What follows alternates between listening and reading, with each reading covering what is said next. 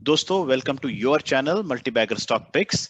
आज हम Indian financial services की एक दिग्गज company housing development financial corporation HDFC limited के बारे में बात करेंगे।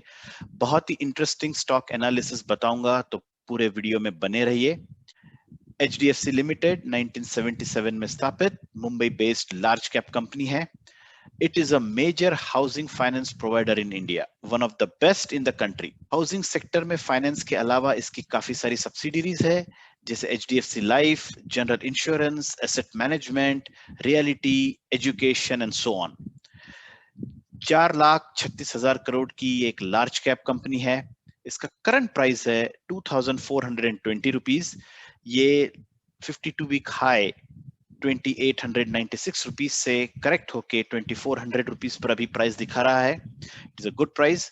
और इसका 52 वीक लो था 1,486 रुपीज। स्टॉक का पीई मल्टीपल है 25 रुपए, जो मैं कहूंगा एक पार वैल्यू है। तो अभी भी स्टॉक महंगा नहीं है, इट्स अ गुड प्राइस। इसका बुक वैल्यू 798 रुपीज है, which is good. Dividend yield 0.87%। ROC numbers 11% है, जो और बेहतरीन हो सकते हैं, और मैं बताऊंगा आने वाले समय में किस तरह से आरओसी नंबर्स भी एचडीएफसी लिमिटेड के इंप्रूव होंगे। आरओई बहुत ही शानदार आंकड़ा है, 18% का है, काफी अच्छा रिटर्न ऑन इक्विटी दिया है और आगे भी देता रहेगा। फेस वैल्यू 2 रुपए है, तो ये संभावना है आने वाले समय में स्प्लिट भी हो सकता है और यहाँ पे एक शेयर होल्डर को फायदा हो सकता है। तो चार्ट पैटर्न पे नजर करते हैं इसका, और अगर मैं 3 साल का चार्ट पैटर्न लेता हूं तो यहाँ पे 2-3 चीजें बहुत महत्वपूर्ण है जो समझनी चाहिए। पहले तो अगर आप देखोगे, इसने लो बनाया था अराउंड नवंबर 28 में। फिर इसने दूसरा लो बनाया था जो प्रीवियस लो से हाई था। फिर इसने लो बनाया था अराउंड सितंबर 2019 में, और उसका दूसरा लो था अराउंड जनवरी 2020 में। तो इसने कंसिस्टेंटली एक हायर लो बनाया है, which is a very positive indication.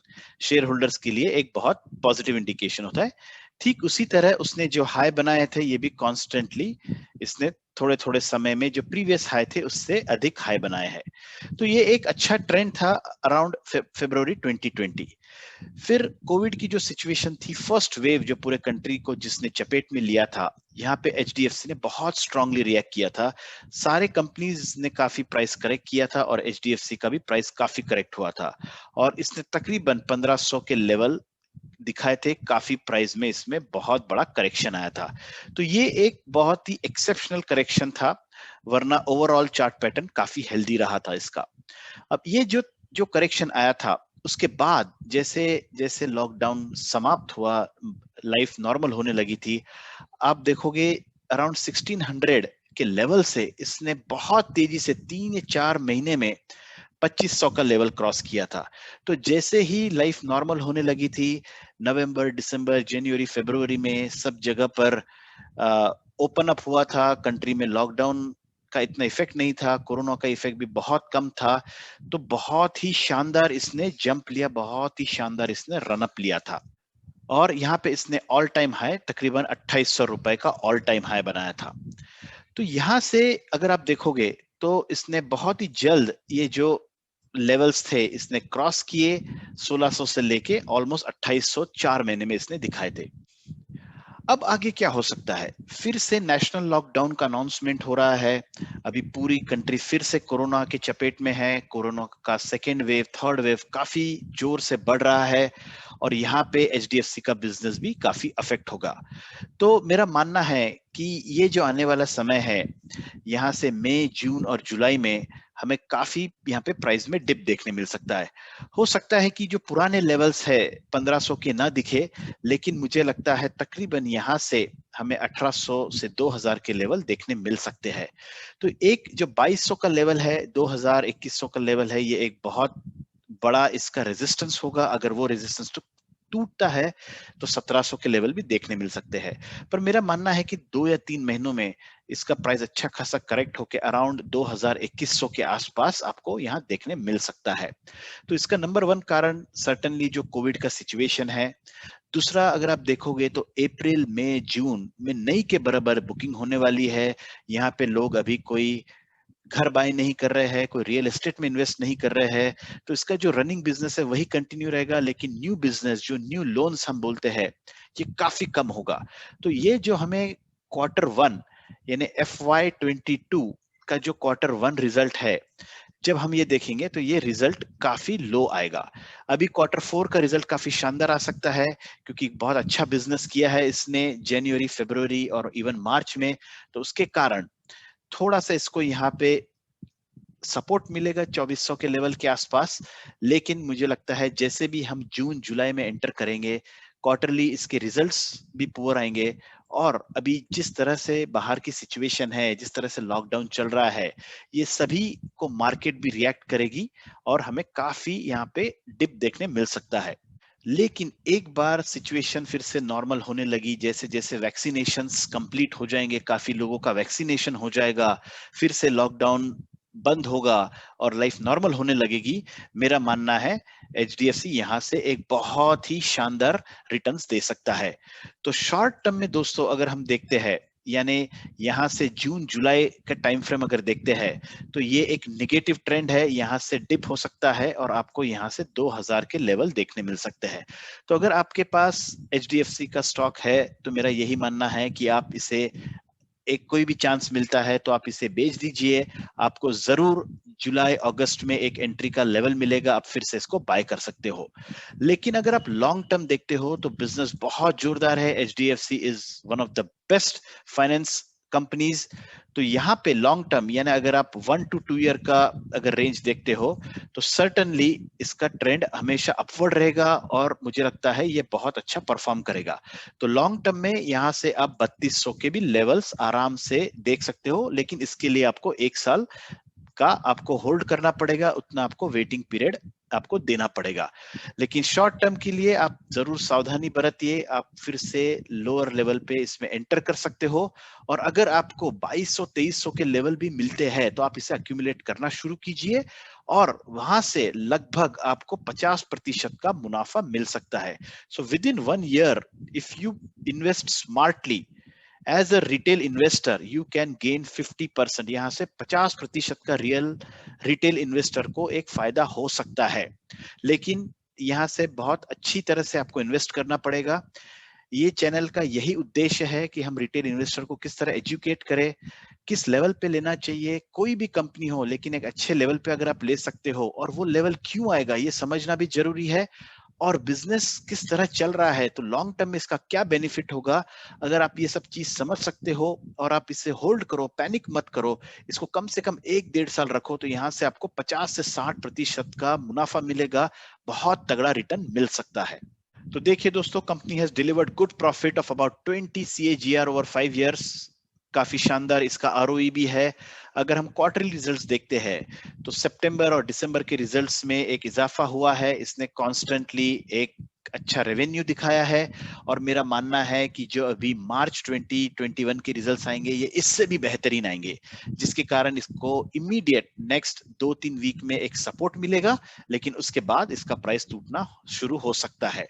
तो अब देखिए इसने अच्छा प्रॉफिट भी दिखाया क्वार्टर ऑन क्वार्टर रिजल्ट में, और ये लॉन्ग टर्म के लिए अगर आप देखोगे, अगर 10 साल का अगर आप इसका वैल्यूएशन देखोगे तो रेवेन्यू 11,000 करोड़ से बढ़ के 1,19,000 करोड़, ऑलमोस्ट 1,00,000 करोड़ का इसने 10 टाइम्स इसने रेवेन्यू में ग्रोथ दिया है, and this is a sign of a very very healthy company. इसलिए ये HDFC लिमिटेड का शेयर मुझे बहुत पसंद है, और अगर आप रिटेल निवेशक हो तो आपके लिए ये बहुत ही सेफ और अच्छा निवेश गिना जाएगा, लेकिन आप इसे सोच समझ के किस टाइम पे निवेश करना है ये आप अच्छी तरह से जानिए। तो देखिए बहुत ही हेल्दी इसका रेवेन्यू नंबर्स है, एक्सपेंसेस आर वेल मैनेज्ड, और अगर आप देखोगे प्रॉफिट बिफोर टैक्स भी 2,800 करोड़ से बढ़ के 2,600 करोड़, ऑलमोस्ट 10 टाइम्स दिखाया है। नेट प्रॉफिट जहां पे 2009 में सिर्फ 2,300 करोड़ था, आज नेट प्रॉफिट बढ़ के 21,000 करोड़ हो गया है, almost 10 times gain in net profit also. 10 साल में 10 गुना रेवेन्यू, 10 गुना प्रॉफिट बनाने वाली कंपनी बहुत ही कम देखने मिलती है। So this is a very healthy company, बहुत ही शानदार कंपनी है दोस्तों। बैलेंस शीट पे नजर करेंगे तो रिजर्व्स भी कॉन्स्टेंटली बढ़े हैं इसके, which is also very positive sign for all the shareholders, और cash flow numbers are very good. Investor profile अगर हम देखेंगे तो एक FIIs का बहुत चहेता स्टॉक है। FIIs ने इसकी होल्डिंग बढ़ा के ऑलमोस्ट 73% की है, तो FII का एक तगड़ा इन्वेस्टमेंट है, बहुत भरोसा है। DIS के पास भी एक बहुत ही जोरदार परसेंटेज है, almost 16% with DIIs and mutual fund. तो यहाँ पे these parameters are also very good for shareholders. अगर हम डिलीवरेबल परसेंटेज की बात करते हैं तो यहाँ पे 30 अप्रैल को डिलीवरेबल क्वांटिटी अगर आप देखोगे तो 38 लाख की डिलीवरेबल क्वांटिटी ट्रेड हुई है। टोटल क्वांटिटी 60 लाख के ऊपर ट्रेड हुई है, जहां पे काफी सारा बाइंग देखने में मिला है। लेकिन एक बहुत ही जो पॉजिटिव पॉइंट है वो percentage of deliverable quantity to traded quantity is almost 64%। ये एक बहुत ही बड़ा नंबर है। यहाँ पे स्पेकुलेशन नहीं है, ये बहुत ही प्लान्ड बाइंग हो रही है और रिटेल निवेशक FIIs DIIs काफी अच्छी तरह से इसको बाय कर रहे हैं। अभी जैसे जैसे प्राइस में करेक्शन आ रहा है इसको बाय कर रहे हैं। तो इसके कारण क्या होगा, जैसे ही स्टॉक को सपोर्ट मिलेगा, जैसे ही बिजनेस आउटलुक बढ़ेगा, लॉकडाउन की सिचुएशन इंप्रूव होगी, आप देखोगे बहुत ही तेजी से ये स्टॉक भागेगा यहां से। आपके स्क्रीन पे एक और बहुत ही अच्छी खबर है। HDFC to acquire 10% stake in Kerala based asset management firm. Mortgage lender HDFC will acquire almost 10% stake in Kerala based infrastructure management company. HDFC ने तकरीबन 4 लाख इक्विटी शेयर्स 10 रुपए के रेट से हासिल किए हैं। और KIFML is promoted by Kerala Infrastructure Investment Fund Board. Government का इंफ्रास्ट्रक्चर में निवेश होगा, इसका सीधा बेनिफिट HDFC को जाएगा। तो ये एक बहुत अच्छा निवेश है HDFC का। एक दूसरी अच्छी खबर है, India bulls housing and HDFC impact for को लेंडिंग, यानी इंडिया बुल्स हाउसिंग और HDFC मिल के लेंडिंग करेंगे, जहां पर IBH will retain 20% of the loan in its book and 80% will be retained by HDFC. तो ये भी India bulls housing finance IBH के साथ में एक बहुत तगड़ी पार्टनरशिप है, जिसका बेनिफिट HDFC के शेयर होल्डर्स को जाएगा। देखिए यहाँ पे क्या कहना है, HDFC limited is the market leader in the housing finance industry in India with assets under management of over 5.52 lakh crore as per December 2020. Largest assets are managed by HDFC Limited. HDFC Limited is a gold standard financial services company, यानी जो financial services company का एक highest standard होता है, gold standard, ये करार दिया गया है HDFC को, and is rated at the highest long term rating of AAA. AAA ये जो क्राइसिल, इकरा, केयर, ये जो भी इनके रेटिंग्स होते हैं, performance rating, secured rating, business ratings होते हैं, AAA इज द हाईएस्ट और ये HDFC को दिया गया है। For long term retail investors HDFC एक बहुत ही सिक्योर्ड, सेफ और बहुत ही अच्छा निवेश गिना जाएगा और it is a must in your portfolio. एक और खबर पे गौर कीजिए जो लॉन्ग टर्म के लिए बहुत ही पॉजिटिव है HDFC शेयर होल्डर्स के लिए। HDFC to raise up to 5,000 crore via bonds. इसका क्या मतलब होता है, जो नॉन कन्वर्टेबल डिबेंचर्स है ये ऑलमोस्ट 5,000 करोड़ के HDFC रेज करने वाली है आने वाले समय में। और इसका उपयोग कहाँ होगा, इसका उपयोग नंबर 1, जो भी प्रोसीड्स है इसके will be utilised for financing and refinancing the housing finance business requirements of the corporation. तो ये अपने बिजनेस को बढ़ाने में फाइनेंसिंग और रीफाइनेंसिंग के कामकाज में यूज होगा, जिसके कारण इसके रेवेन्यू और प्रॉफिट में भी अच्छा खासा इजाफा होगा और ये सीधा स्टॉक प्राइस को इंपैक्ट करेगा, इससे स्टॉक प्राइस तेजी से ऊपर जाएगा। तो दोस्तों ये सब खबर के चलते, टोटल एनालिसिस के चलते मुझे लगता है रिटेल निवेशकों के लिए HDFC is a very good investment, is a very good stock to buy. लेकिन मेरा मानना है कि यहाँ पर अगर आप 1-2 महीने रुक जाते हो तो आपको 2100-2200 के लेवल्स देखने मिल सकते हैं। It will be a good time to start accumulating, वो एक अच्छा समय होगा, आप इसको बाय कर सकते हो और कम से कम 1 से 1.5 वर्ष अगर आप इसको रखते हो तो यहाँ से 3200 से लेके 3500 तक के आपको यहाँ पे रेट देखने मिल सकता है, अच्छा खासा रिटर्न देखने मिल सकता है। तो friends, I hope you like my analysis. Happy investing.